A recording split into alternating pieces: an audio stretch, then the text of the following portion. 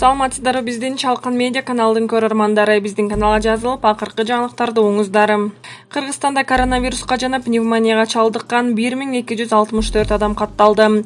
18-июлга карата Кыргызстанда акыркы сутка ичинде COVID-19 7-1 коронавирус жана 7 пневмонияга чалдыккан 1264 адам жаңы катталды. Анын ичинен басымдуу бөлүгү Бишкекте. Бишкек шаарында 506, Ош шаарында 61, Ош облусунда 138, Чүй облусунда 181, Талас облусунда 88, Нарын облусунда 29, Ысык Көл облусунда 100, Жалал Абад облусунда 113 жана Баткен облусунда 48. Коронавируска каршы ыкчам штабтын маалыматына караганда, COVID-19 вирусуна жана пневмонияга кабылгандардын жалпы саны өлкөдө ушуну менен 25047 адамга жетти. Ал эми акыркы суткада COVID-19 илдетинен жана пневмониядан 73 киши каза болду. Анын ичинде Бишкектен 22 адам, Чүй облусунда 2, Ош облусунда 15, Талас облусунда 2, Нарын облусунда 7, Ысык Көл облусунда 1, Жалал Абад облусунда 19 жана Баткен облусунда 5 киши. Пандемия башталгандан бери бул оорулардан көз жумгандардын саны 858 адамга жетти.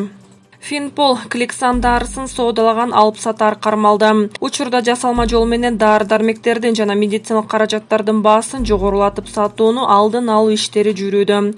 Экономикалык кылмыштарга каршы күрөшүү боюнча мамлекеттик кызматы 50 куту Кликсан препаратын сатууга аракет жасаган адамды кармаган. Бул тууралуу аталган ведомствонун маалымат кызматы билдирди. Учурда өлкөдө жасалма жол менен дары-дармектердин жана медициналык каражаттардын баасын жогорулатып сатууну алдын алуу иштери жүрүүдө.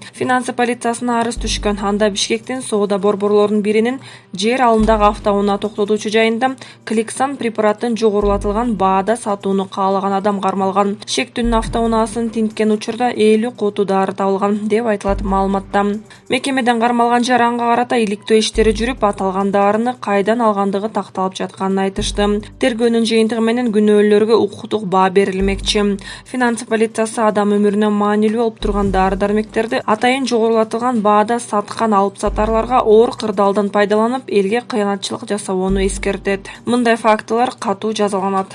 Вице-премьер-министр Аида Исмаилованы сотко беришти. Коронавирусту дарылоо боюнча протоколду иштеп чыгууга катышкан вице-премьер-министр Аида Исмаилова жана Саламаттыкты сактоо министрлигинин бир катар эксперттерине карата башкы прокуратурага жана Улуттук коопсуздук мамлекеттик комитетине партнерская сеть ассоциациясынын башчысы Айбар Султангазиев арыз менен кайрылды. Бул тууралуу ал өзү билдирди. Бүгүн мен башкы прокуратурага, Улуттук коопсуздук боюнча мамлекеттик комитетке жана коопсуздук кеңешине бир топ адамдардын, анын ичинде вице-премьер-министрдин COVID-19 оорусун дарылоону чектөө боюнча атайлап иш-аракет жасоо, шалакылык фактысы боюнча арыз бердим. Иштелип чыккан клиникалык протокол COVID-19 дарылоо ыкмаларын колдонууга тоскоол болуп, Кыргызстандын жарандардын арасында коронавирустун ооручуларынын көп болушуна жана өлүмдүн жогорку деңгээлине алып келди, деп жазган ал. Султангазиев кошумчалагандай, анын арызы буга чейин Кыргыз Республикасынын кылмыштардын жана жоруктардын бирдиктүү реестрине катталган. Ошондой эле ал өзүнүн даттануусу 5 мамлекеттин клиникалык көрсөтмөлөрүнүн салыштырма талдоосу менен негиздеп, биздин өлкөдө коронавирустан каза болгондордун саны азыраак болушу мүмкүн эле деген жыйынтыкка келгенин айтты. Асөл Молдохматованы УКМК издөөгө алды. Асөл Молдохматованы УКМК издөөгө алды. Бул тууралуу журналист Асланбек Сартбаев жазып чыкты. Шоумен Гөлгө качыптыр. Камчы Гөлбаев сактап калабы? Учурда УКМК күчтүүбү же Камчы Гөлбаевбы? Көрө жаталы деп жазган ал. Боронов Минскте Лукашенко менен жолугуп бир нече маселени талкуулады. Жолугушууда Боронов Белоруссия менен соода-экономикалык кызматташууну күчөтүү, товар жүргүтүүнү бир кыйла көбөйтүү туурасында да сөз кылган. Премьер-министр Кубатбек Боронов Минск шаарында иш сапарын жүрүшүндө Белоруссиянын президенти Александр Лукашенко менен жолукту. Бул тууралуу өкмөттүн маалымат кызматы билдирди. Жолугушууда Лукашенко эки мамлекеттин ортосундагы өз ара пайдалуу кызматташуунун ырааттуу өнүгүүсүн белгилеген. Боронов Кыргызстан Белоруссия менен достук жана өз ара кызматташтык мамилелерге өзгөчө маани берерин билдирди, деп айтылат маалыматта. Мындан сырткары Боронов эки жактуу соода-экономикалык кызматташууну күчөтүү, товар жүргүтүүнү бир кыйла көбөйтүү, инвестициялык өз ара иштешүүнү өркүндөтүү туурасында да сөз кылган. Эки өлкөнүн кызыкчылыгындагы долбоорлорду ишке ашыруунун маанилүү экендигин баса белгилеген. Эске сала кетсек, 17-июлда Боронов Евразия экономикалык биримдигинин өкмөттөр аралык кеңешинин Минскте өткөн кезектеги жыйынына катышкан. Пневмония менен ооруп жаткан Текебаевдин ден соолугу талкуу жаратты. Журналист Арслан Сартынбаев Текебаев кислород менен жаткан сүрөтүн жарыялагандан кийин Текебаевдин абалы жөнүндө көп суроо жаралды. Көп өтпөй эле Искен Афиржанов Текебаевдин жаңы сүрөтүн жарыялап, ден соолугу жакшы экенин жазып чыкты. Анын айтуусунда Текебаев эки тараптуу пневмониядан акырындык менен айыгууда, бирок ал дагы эле белгиленген нормадан төмөн бойдон калууда. Ал эми саясатчынын жубайы Айгүл Текебаева ооруканадан чыгарылып үйүндө. Белгилей кетсек, Текебаев менен жубайы ооруп калганы 8-июлда белгилүү болгон. Депутаттардын санын 7-чакырылышта 30 адамга кыскартуу керек. Дастан Бекешев. Депутат Дастан Бекешев 7-чакырылышта парламентте 30 депутатка кыскартууну сунуш кылды. Бул тууралуу ал 24 KG'ге билдирди. Мен жогорку кеңешке шайлоону 2021-жылдын жазына жылдырууну жана депутаттардын санын 30 адамга кыскартууну сунуш кылып жатам. Менимче бул идеяны колдоо беришет. Бул мамлекеттик каражаттарга да үнөм болот, дейт ал. Депутат мындан сырткары бир нече мамлекеттик органдарды жөнөкөйлөтүп, бийлик структурасын өзгөртүү керек деп эсептейт. Дүйнө жүзүн каптаган коронавирус илдетинен соң биздин турмуш мурункудай болбойт.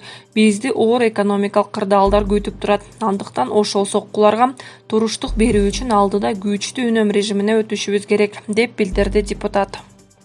Жигитчилик кылгыла. Жээнбеков шайлоону жылдыруу боюнча пикирин билдирди. Президент саясий топторго кайрылып, мамлекеттин жана элдин тагдырын оюнчук көрүүгө эч кимге укук берилбегенин эскертти. Алдыда парламенттик шайлоо Конституцияда белгиленген мөөнөттө өткөрүлөт. Бул тууралуу президент Сооронбай Жээнбеков биринчи радиого берген маегинде билдирди.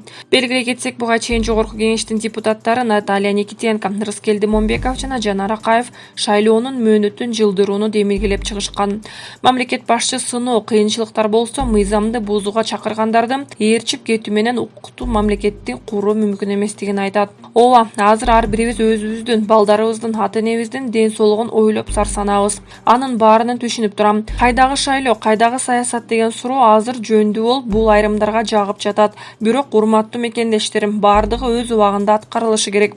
Кандай гана кыйынчылык болбосун, эртеңкини унутууга акыбыз жок. Ошонубуз менен элибиз жана укуктук мамлекетпиз, деди Жээнбеков. Аны менен катар президент Атамекен менен Республика партиясынын квотасы менен дайындалган борбордук шайлоо комиссиясы мүчөлөрүнө, депутаттарга, партиялаштарына жана күйөрмандарына кайрылды. Шайлоо өтпөшү керек деп бүгүн куру популизм менен алек болуп жаткан партиялар баш болуп каттоодон өттү. Саясат менен ашкера алектенип, элди шайлоого байланыштуу маселеде адаштырууну токтотууга чакырам. Жок дегенде ушундай кырдаалда жигитчилигиңерди көрсөтүп, саясий күрөштү мыйзам алкагында алып барууга үндөйм, деди мамлекет башчы. Мындан сырткары Жээнбеков мамлекеттин жана элдин тагдырын оюнчук көрүүгө эч кимге укук берилбегенин эскертти. Соңунда өлкө башчы учурда элдет менен күрөшүүгө салым кошуп жаткан жарандардын жаратмандык позициясына таазим этерин айтып, саясатчыларды алардан үлгү алууга чакырды. Чуулгандуу тез жардам унаалары боюнча Саламаттык сактоо министрлиги жооп кылды. Социалдык тармактарда Дүйнөлүк банктын Эрик долбоорун алкагында Кыргызстандын Саламаттык сактоо министрлиги сатып алган жаңы 13 тез жардам автоунаасынын баасы абдан эле жогору экени айтылып, кызуу талкууга алынууда. Ага байланыштуу Кыргызстандын Саламаттык сактоо министрлигинин программаларды ишке ашыруу башкармалыгынын башчысы Медербек Исмаилов түшүндүрмө берип, өлкөнүн аймактары үчүн атайын дизель майы керектөлчү 4 ВД Соболь унаалары алынгандыгын айтты. Алардын ичинде жасалма дем алдыруучу системалар, кычкылтек баллондору, улууларга жана балдарга ыкчам медициналык жардам көрсөтүү үчүн муктаж болгон бардык жабдуулар орнотулган. Баасы болжол менен алганда $49,000 айланды.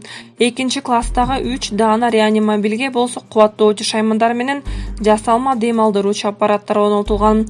Ford Transit үлгүсүндөгү ар бир унаанын баасы $90,000 туура келди, дейт ал.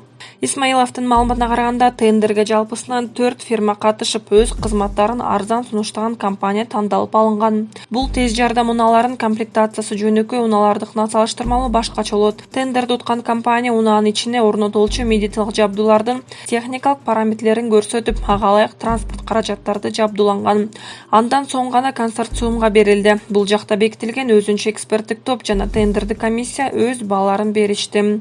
Кыргызстандын өзгөчө кырдаалдар министрлигинин адистеринин макулдугунан өткөн соң тез медициналык жардам унаалары Кыргызстандын саламаттык сактоо министрлигине өткөрүлүп берилди. Биз жаңы атайын техникаларды текшерип чыктык. Сапаты баасына төп келди. Ыкчам медициналык жардам көрсөтүү тармагында эмгектеген эксперттер дагы оң баасын беришти, деп баса белгиледи ал. Ошондой эле ал сатып алуу тендерди комиссиянын тыкыр көзөмөлүндө жүргүзүлгөнүн кошумчалады.